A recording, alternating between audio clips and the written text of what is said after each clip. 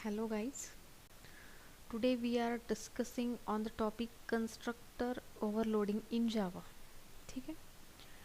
Last व्हिडिओमध्ये आपण काय बघितलं होतं, व्हॉट इज कन्स्ट्रक्टर. तो आपला सेकंड व्हिडिओ होता, राईट. हा आज आपला थर्ड व्हिडिओ आहे, तो आहे कन्स्ट्रक्टर ओव्हरलोडिंगवरती. लास्ट व्हिडिओमध्ये आपण बघितलं होतं what is constructor, which are the types of constructor, right. There are two types of constructor, default constructor and parameterized constructor.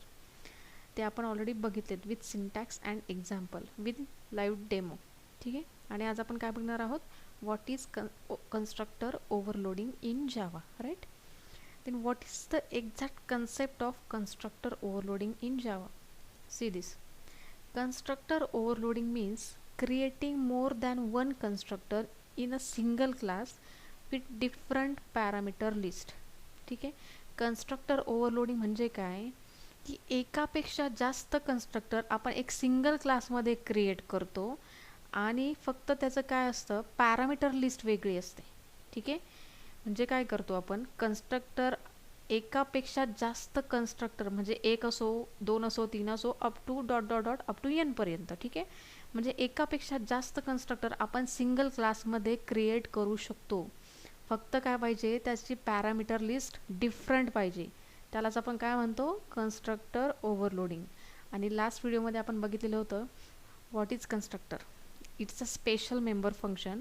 Its name is the same as the class name is the most important thing. Okay. Constructor name is always same as the class name or it should be same as the class name. जर तो कन्स्ट्रक्टरचं नाव आणि क्लासचं नाव same नसेल तर तो constructor नाही, हे समजून घ्यायचं. ठीक आहे. तो एक स्पेशल मेंबर फंक्शन असतो, त्याला स्वतःची बॉडी असते, फक्त रिटर्न टाईप नसतो. ठीक आहे. आणि त्याच्यामध्ये आपण दोन टाईप्स बघितले होते, डिफॉल्ट कन्स्ट्रक्टर आणि पॅरामीटराइज्ड कन्स्ट्रक्टर. ओके. मग कन्स्ट्रक्टर ओव्हरलोडिंगची डेफिनेशन काय आहे सिम्पलमध्ये.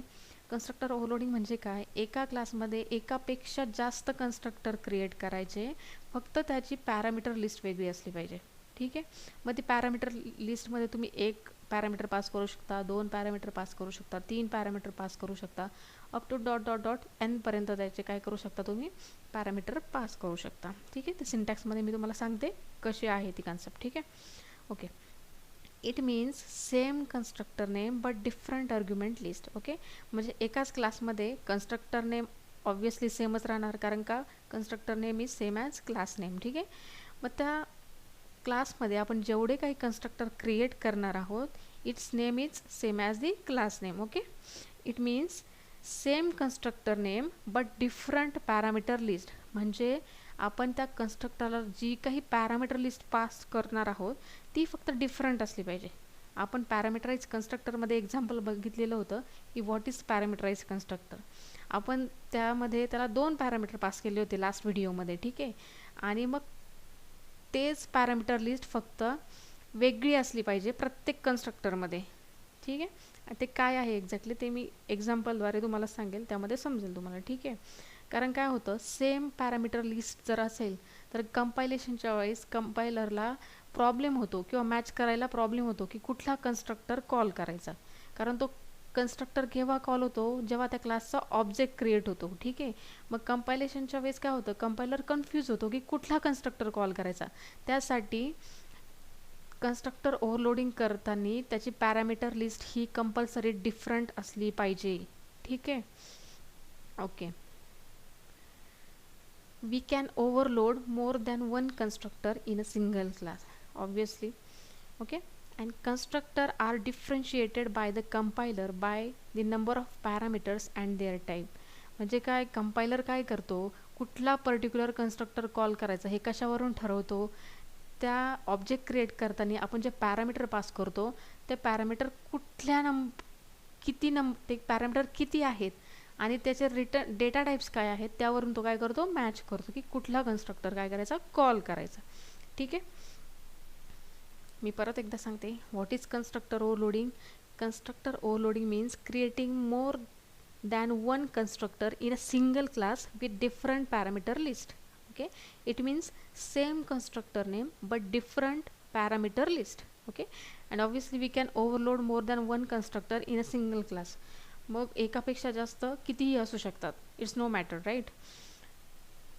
Okay, we can now see the syntax, right. Okay, आपण सिंटॅक्स बघूया. ओके, सिंटॅक्स आहे हा. Class keyword for creating the class and class name. हे क्लास नेम तुम्ही जे देणार आहे एक्झाम्पलमध्ये ते, ठीक आहे. ओपन कर्ली ब्रॅकेट मीन्स क्लासचं ओपन, ठीक आहे. कन्स्ट्रक्टर आपण कसा क्रिएट करतो, class name and parameter list. हा झाला पॅरामीटराइज कन्स्ट्रक्टर, कारण आपण त्याला पॅरामीटर पास केले म्हणून तो पॅरामीटराइज कन्स्ट्रक्टर झाला. सपोज इथं जर पॅरामीटर पास केलेलं नसते तर कुठला कन्स्ट्रक्टर झाला असता, तर तो झाला असता डिफॉल्ट कन्स्ट्रक्टर, ठीक आहे. पण आपण याला इथे पॅरामीटर पास करतोय. मी तुम्हाला ऑलरेडी सांगितलं की तुम्ही एखाद्या कन्स्ट्रक्टरमध्ये किती पण पॅरामीटर पास करू शकता, 1 2 dot dot dot up to n पर्यंत. म्हणून मी ते डॉट डॉट डॉट n पर्यंत पॅरामीटर पास केलेले, म्हणजे तुम्हाला एक सिंटॅक्समध्ये दाखवलं आहे मी. हा झाला कन्स्ट्रक्टर 1. ओके, हे झालं त्याचं ओपन कर्ली ब्रॅकेट, हा झाला त्याचा क्लोज कर्ली ब्रॅकेट, इथं आपण त्याचं कोडिंग करणार आहोत, ठीक आहे. हा झाला फर्स्ट कन्स्ट्रक्टर. ओके, हा झाला second constructor, class name parameter 1 2 up to dot dot dot n पर्यंत. हा झाला त्याचा सेकंड कन्स्ट्रक्टर.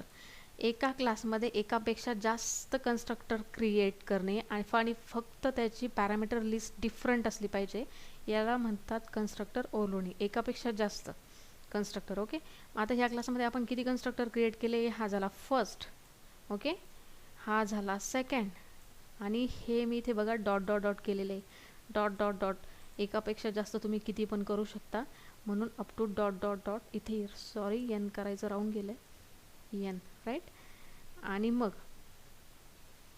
n, ठीक आहे, up to dot dot dot. इथे मी करण्याऐवजी इथं वरती करते म्हणजे तुम्हाला समजून जाईल, ठीक आहे. कंट्रोल यस, हे बघा dot dot dot up to n पर्यंत, ठीक आहे. मग n पर्यंत तुम्ही किती पण कन्स्ट्रक्टर तिथे डिक्लेअर करू शकता, फक्त त्याची पॅरामीटर लिस्ट वेगळी असली पाहिजे. ओके, समजला. हा झाला, ओ गॉड सॉरी, इथं मी ऑलरेडी घेतलेलं आहे, ठीक आहे. हे झालं अप टू n म्हणजे class name parameter 1 2 up to dot dot n. हा झाला कन्स्ट्रक्टर n म्हणजे हा झाला n. हा ऑलरेडी आपण इथे डिक्लेअर केला, तिथे n लिहायची गरज नाही आहे सिंटॅक्समध्ये, ठीक आहे. मग हे झालं त्याचं कोडिंग, आणि हा झाला क्लासचा क्लोज. म्हणजे याच्यामध्ये एका क्लासमध्ये आपण एकापेक्षा जास्त किती पण कन्स्ट्रक्टर डिक्लेअर करू शकतो, फक्त काय त्याची पॅरामीटर लिस्ट वेगळी असली पाहिजे. म्हणजे ती पॅरामीटर लिस्ट कशी वेगळी असली पाहिजे मीन्स विदिन एक्झाम्पल आपण कसं लिहू शकतो ते आपण एका एक्झाम्पलद्वारे बघूया, ठीक आहे. मी परत एकदा सांगते, what is constructor overloading. Constructor overloading means creating more than one constructor in a single class with different parameter list. Okay, it means same constructor name but different parameter list. Okay, and we can overload more than one constructor in a single class. ठीक आहे. Okay, आपण example बघूया त्याचं.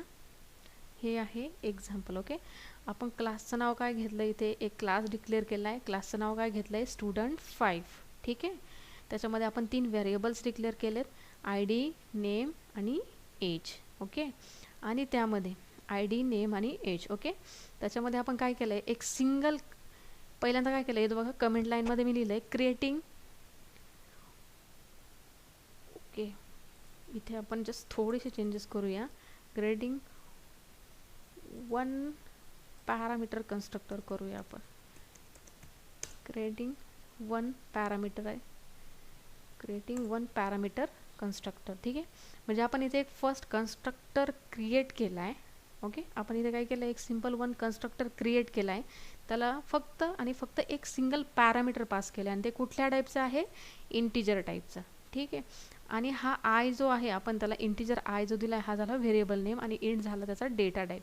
हा I local variable आहे ह्या कन्स्ट्रक्टरसाठी. Okay, म्हणजे हा आय ह्या ओपन कर्ली ब्रॅकेटच्या आणि ह्या क्लोज कर्ली ब्रॅकेटच्या मध्येच फक्त ॲक्सेस होऊ शकतो, ह्या क्लोज कर्ली ब्रॅकेटच्या बाहेर तो ॲक्सेस होऊ शकत नाही. मग आयला जी काही व्हॅल्यू असाइन होणार आहे ते आपण ग्लोबल व्हेरिएबलला असाइन केली, कारण का ग्लोबल व्हेरिएबल आपण क्लासमध्ये कुठेही यूज करू शकतो. ओके, कारण का तो आपण ग्लोबली डिक्लेअर केला आहे, आणि आय हा लोकली डिक्लेअर केला आहे, तो फक्त ह्या कन्स्ट्रक्टर पुरताच लिमिटेड असतो, ठीक आहे. मग आपण त्या ग्लोबल व्हेरिएबलला लोकल व्हेरिएबल असाइन केलं. ऑलरेडी आपण जे कन्स्ट्रक्टरचे एक्झाम्पल बघितलेले लास्ट व्हिडिओमध्ये, त्यामध्ये मी तुम्हाला ही कन्सेप्ट सांगितलेली आहे, global variable and local variable. ठीक आहे, तरी पण आपण त्यावर एक व्हिडिओ नंतर सेपरेट टाकूया. ओके, ठीक आहे. आपण फर्स्ट एक कन्स्ट्रक्टर डिक्लेअर केला आहे, त्याच्यामध्ये आपण फक्त एक सिंगल पॅरामीटर पास केलं आहे इंटिजर टाईपचं. ओके, आणि ग्लोबल व्हेरिएबलला ते लोकल व्हेरिएबल असाइन केलं आहे. ठीक आहे, इथे बघा, क्रिएटिंग 2 आर्ग्युमेंट कन्स्ट्रक्टर म्हणजे 2 पॅरामीटरचा इथे एक दुसरा कन्स्ट्रक्टर क्रिएट केला आहे. ठीक आहे, त्यामध्ये कुठल्या व्हॅल्यू पास केला आहे किंवा कुठले पॅरामीटर पास केले. फर्स्ट कन्स्ट्रक्टरमध्ये इंटिजर टाईपचं एक पॅरामीटर पास केलं होतं. ठीक आहे, आणि सेकंड कन्स्ट्रक्टरमध्ये आपण एक इंटिजर टाईपचा आणि एक स्ट्रिंग टाईपचं पॅरामीटर पास करतो आहे. ठीक आहे, मग आय आणि एन, ठीक आहे, हे झाले लोकल व्हेरिएबल ह्या कन्स्ट्रक्टर पुरते. ठीक आहे, आणि मग त्या ग्लोबल व्हेरिएबलला आपण ते लोकल व्हेरिएबल काय केले, असाइन केले. आय डीला आय असाइन केला आणि नेमला एन असाइन केला. ठीक आहे, आपण ते आय डी, नेम आणि एज हे ग्लोबली डिक्लेअर केले आहे वरती, हे लक्षात ठेवा सर्वांनी. ठीक आहे, ओके. मग आलो आपण खाली. ओके, नंतर खाली आल्यानंतर हे बघा, हा होता आपला फर्स्ट 1 आर्ग्युमेंट कन्स्ट्रक्टर किंवा 1 पॅरामीटराइज कन्स्ट्रक्टर, 1 एक पॅरामीटर असलेला कन्स्ट्रक्टर. दुसरा आहे 2 पॅरामीटर असलेला कन्स्ट्रक्टर, एक इंटिजर टाईप आणि स्ट्रिंग टाईप. ओके, आणि थर्ड आपण डिक्लेअर केलेला आहे 3 आर्ग्युमेंट कन्स्ट्रक्टर. आर्ग्युमेंट म्हणजे पॅरामीटर, यामध्ये कन्फ्युज्ड होऊ नका. ठीक आहे, हे अर्ग जे दिलं आहे ते म्हणजे आर्ग्युमेंट, नथिंग एल्स. ओके, आणि नंतर आपण एक थर्ड कन्स्ट्रक्टर डिक्लेअर केला आहे, त्यामध्ये आपण किती पॅरामीटर पास केलेत, 3 पॅरामीटर, इंटिजर टाईपचा, स्ट्रिंग टाईपचा आणि परत इंटिजर टाईपचा. ठीक आहे, मग त्यामध्ये आपण सिम्पल परत काय केलं आहे, ग्लोबल व्हेरिएबल्सला ते लोकल व्हेरिएबल्स असाइन केलेत, सिम्पल एकदम. ठीक आहे, आणि नंतर म्हणजे हे बघा वरती बघा, परत एकदा दाखवते. हा 1 आर्ग्युमेंट कन्स्ट्रक्टर. ठीक आहे, नंतर हा 2 आर्ग्युमेंट कन्स्ट्रक्टर. ठीक आहे, आणि हा 3 आर्ग्युमेंट कन्स्ट्रक्टर. मी आता ह्या एक्झाम्पलमध्ये फक्त 3च कन्स्ट्रक्टर डिक्लेअर केलेले आहे, आणि तुम्ही तुमच्या प्रोजेक्ट्समध्ये किंवा तुम्हाला जर सपोज एक्झाम्पल्स बनवायचे असतील तर तुम्ही त्याच्यामध्ये एकापेक्षा जास्त कितीही कन्स्ट्रक्टर एका सिंगल क्लासमध्ये क्रिएट करू शकता, आणि फक्त त्याचं constructor name should be same, आणि फक्त पॅरामीटर लिस्ट ही डिफरंट असली पाहिजे. ठीक आहे, पॅरामीटर लिस्ट डिफरंट म्हणजे काय, एका याच्यामध्ये इंटिजर, दुसरं हे बघा इथं कशी डिफरंट आहे, फर्स्ट इंटिजर, नंतर इंटिजर स्ट्रिंग, नंतर इंट स्ट्रिंग इंट. ओके, मग तुम्ही कशी पण घेऊ शकता, किंवा तिन्ही इंटिजर असू शकतात, तिन्ही पण स्ट्रिंग असू शकता, तिन्ही पण किंवा स्ट्रिंग इंटिजर स्ट्रिंग कशी पण चेंजेस असू शकतात, ते तुमच्यावर डिपेंड आहे, तुम्हाला कुठल्या टाईपचे पॅरामीटर त्याला पास करायचे. ठीक आहे, depends on what you have to perform in your code, right.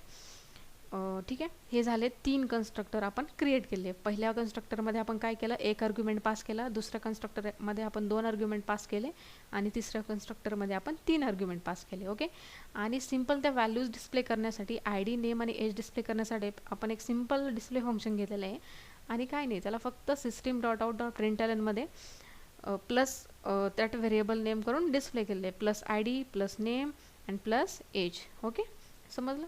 आता most important thing, main function, हे मोस्ट इम्पॉर्टंट आहे. ठीक आहे, हा झाला ॲरे स्ट्रिंग टाईपचा, मेन मेथडचं नाव, वॉइड रिटर्न टाईप, स्टॅटिक हा कीवर्ड. ठीक आहे, पब्लिक हा झाला ॲक्सेस स्पेसिफायर. ओके, तर आपण इथे काय केलं आहे, फर्स्ट ऑब्जेक्ट क्रिएट केलेला. कन्स्ट्रक्टर केव्हा कॉल होतो, जेव्हा त्या क्लासचा ऑब्जेक्ट क्रिएट होतो. ठीक आहे, आता आपण काय केलं, class name, object name equal to new class name, आणि त्याला एक पॅरामीटर पास केला, नंतर 2 पॅरामीटर पास केले, नंतर 3 पॅरामीटर पास केले. कारण का, आपण कन्स्ट्रक्टरच त्या टाईपचे वरती डिक्लेअर केले आहे, म्हणून आपण त्या टाईपचे खाली त्याला पॅरामीटर पास केलेले आहे. ठीक आहे, आपण जो फर्स्ट कन्स्ट्रक्टर डिक्लेअर केलेला होता त्याला आपण फक्त एक सिंगल आर्ग्युमेंट कन्स्ट्रक्टर होता, म्हणजे त्याला एकच पॅरामीटर पास केलं होतं. ठीक आहे, आणि ते इंटिजर टाईपचं होतं. आणि कन्स्ट्रक्टर केव्हा कॉल होतो, जेव्हा त्या क्लासचा ऑब्जेक्ट क्रिएट होतो, तेव्हा तो ॲटोमॅटिकली कॉल होतो.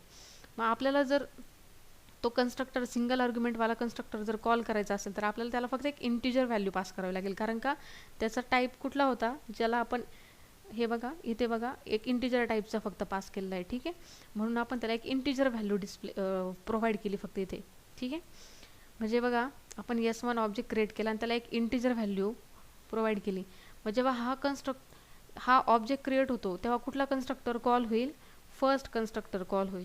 ओके, तसंच थर्ड, सेकंड, S2 कॉल होईल तेव्हा तो काय करतो, आणि हे कंपायलरला कसं समजतं की कुठला कन्स्ट्रक्टर कॉल करायचा. ठीक आहे, तो काय करतो, हे जे काही पॅरामीटर पास केले, हे 333 किंवा हे 111 करण किंवा हे 222 आर्यन 25, तो कसे मॅच करतो, तो काय करतो, तो पॅरामीटर चेक करतो आणि ते कुठल्या कन्स्ट्रक्टर सोबत मॅच करतो तो बघतो, आणि मॅच झाल्यानंतर मग तो कन्स्ट्रक्टर काय करतो, ॲटोमॅटिकली कॉल करतो. ओके, ते मशीनला ॲटोमॅटिक समजतं की कुठला कन्स्ट्रक्टर कॉल करायचा, त्यासाठी तो मॅच करतो आधी कोणता कन्स्ट्रक्टर कॉल झाला पाहिजे. ठीक आहे, मग आता जेव्हा आपण त्याला ही व्हॅल्यू प्रोव्हाइड करणार आहे, मग तो काय करतो, फर्स्ट चेक करतो असा कुठला कन्स्ट्रक्टर आहे की त्याला फक्त एकच इंटिजर व्हॅल्यू पास केलेली आहे.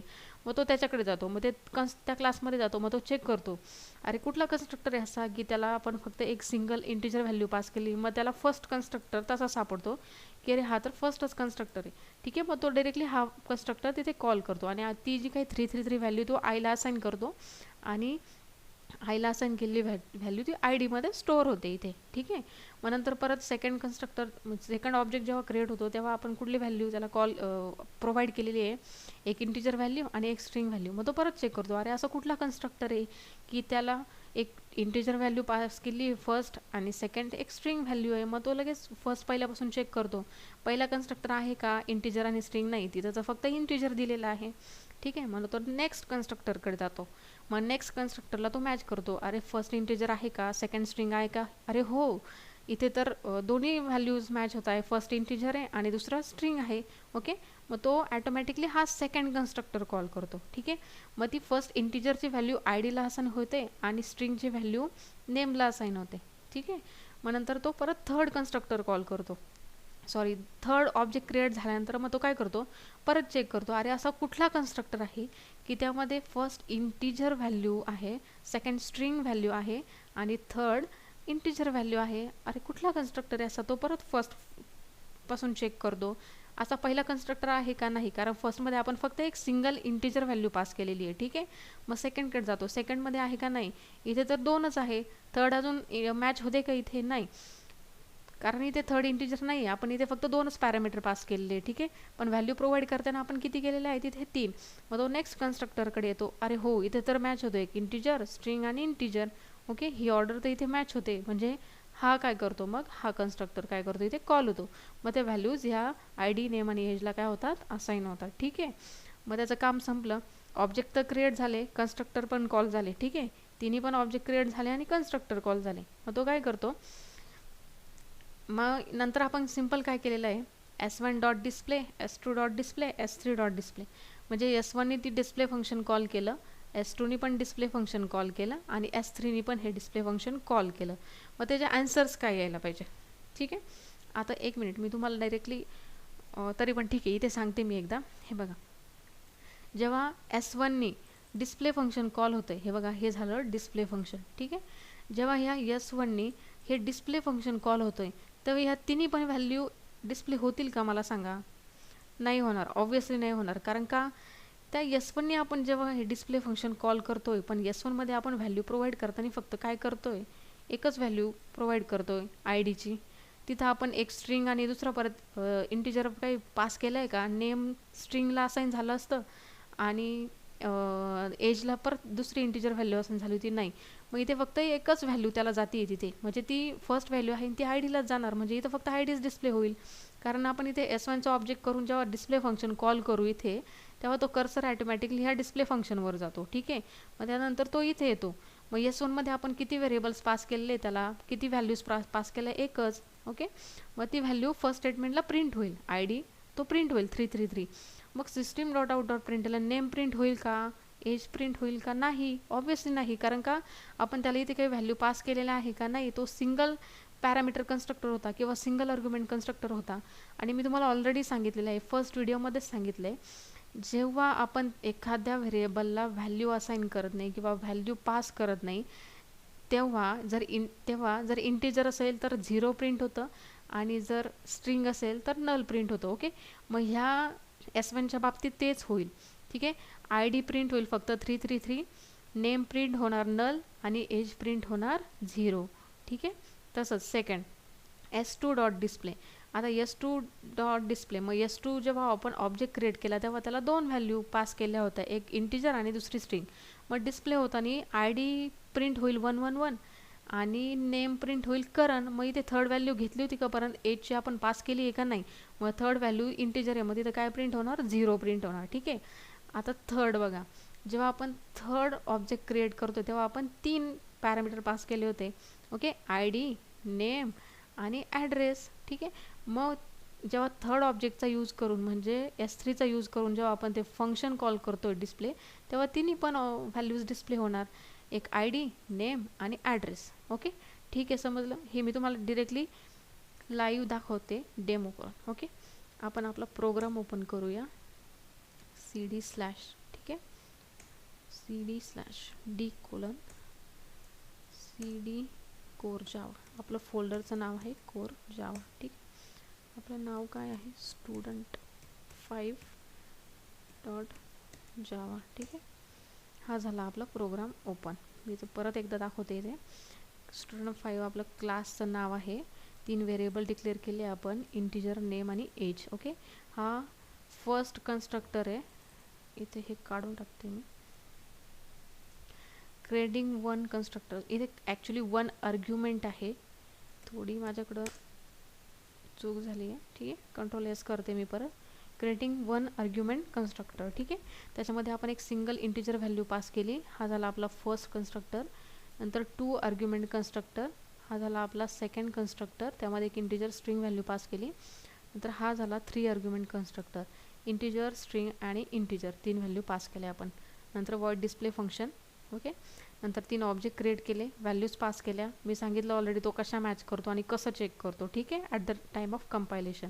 आणि तिन्ही ऑब्जेक्टनी काय केलं आहे, त्यांनी सिम्पल डिस्प्ले फंक्शन कॉल केले. ठीक आहे, तर आपण इथे बघूया, मी डिरेक्टली तुम्हाला दाखवते इथे.